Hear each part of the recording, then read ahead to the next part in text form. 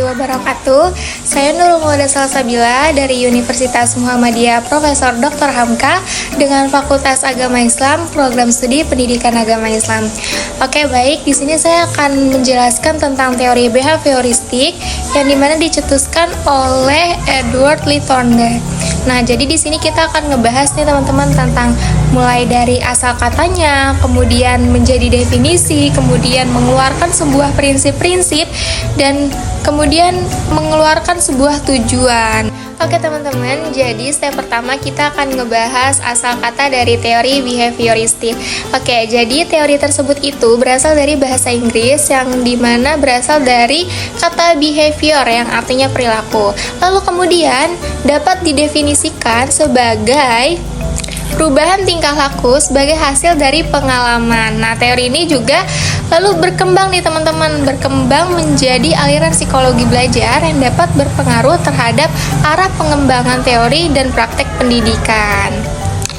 Oke, next di sini kita akan mengetahui siapa sih kira-kira yang mengembangkan teori behavioristik ini. Oke teman-teman, jadi yang mengembangkan teori behavioristik ini adalah Edward Thorndike sendiri. Nah, jadi buat teman-teman yang belum tahu siapa sih Edward Thorndike itu, nah mari simak videonya. Nah, jadi Edward Thorndike ini adalah seorang psikolog Amerika pada abad ke-20. Nah, selain menjadi psikolog di Amerika, Thorndike sendiri juga menekankan pada hubungan antara stimulus dan respon dalam membentuk perilaku. Oke, selanjutnya di sini keluarlah prinsip-prinsipnya nih teman-teman. Kira-kira apa aja sih prinsip-prinsipnya? Nah, yang pertama itu ada objek psikologi adalah tingkah laku. Yang kedua, itu semua bentuk tingkah laku dikembalikan pada refleks. Kemudian yang ketiga, mementingkan pembentukan kebiasaan. Nah, jadi tiga prinsip itu adalah prinsip teori behavioristik yang dicetuskan oleh Edward Lee Thorndike. Oke teman-teman, karena Edward Thorndike ini telah menciptakan sebuah teori, yaitu teori behavioristik, pasti juga beliau ini memiliki tujuan nih dari teori tersebut yang ia ciptakan. Nah, kira-kira apa ya tujuannya ya? Nah, tujuannya itu untuk memanfaatkan secara sistematis pengetahuan teoritis dan empiris yang dihasilkan dari penggunaan metode eksperimen dalam psikologi untuk memahami dan menyembuhkan pola tingkah laku abnormal. Nah, oke. Setelah kita telah membahas semuanya nih teman-teman, mulai dari asal kata, kemudian menjadi definisi, kemudian kita telah mengetahui siapa pengembang dari teori behavioristik ini, kemudian mengeluarkan sebuah prinsip-prinsip, kemudian menjadi sebuah tujuan dan terciptanya sebuah teori behavioristik ini. Jadi pada intinya teori ini adalah sebuah pendekatan dalam psikologi yang menekankan pada pengamatan perilaku yang dapat diamati secara langsung dan pengaruh lingkungan eksternal dalam membentuk perilaku individu. Nah, pendekatan ini juga menolak konsep pemikiran, perasaan, atau pengalaman batiniah sebagai fokus utamanya nih, gitu. Kenapa sih kira-kira tuh ditolak gitu loh? Karena teori ini tuh lebih mementingkan atau lebih mengutamakan atau memusatkan perhatian pada respon-respon yang teramati dari stimulus-stimulus eksternal.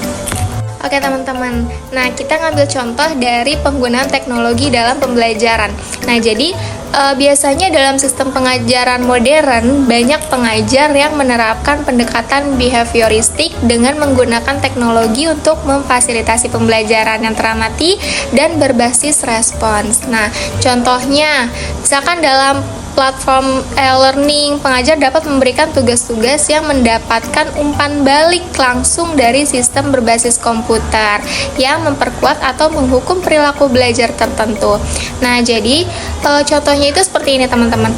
Jadi teori ini tuh sangat bermanfaat sekali bagi para pengajar maupun para peserta didik karena pada saat ini sekolah-sekolah sudah ada kegiatan PJJ atau pelajaran jarak jauh. Nah, jadi dalam PJJ tersebut ini kita dapat menerapkan sebuah teori behavioristik ini teman-teman gitu. Nah, selain daripada itu, teman-teman juga harus tahu nih, ternyata teori belajar Thorndike juga dikenal sebagai teori asosiasi atau teori hukum efek loh. Kenapa sih? Teori tersebut itu menjelaskan bahwasanya perilaku manusia dapat dijelaskan dan diprediksi melalui hukum-hukum asosiasi, khususnya ada hukum efek, hukum latihan, dan hukum kesiapan atau hukum siap sedia. Oke teman-teman, mungkin cukup itu yang dapat saya sampaikan. Semoga kalian semua mengerti.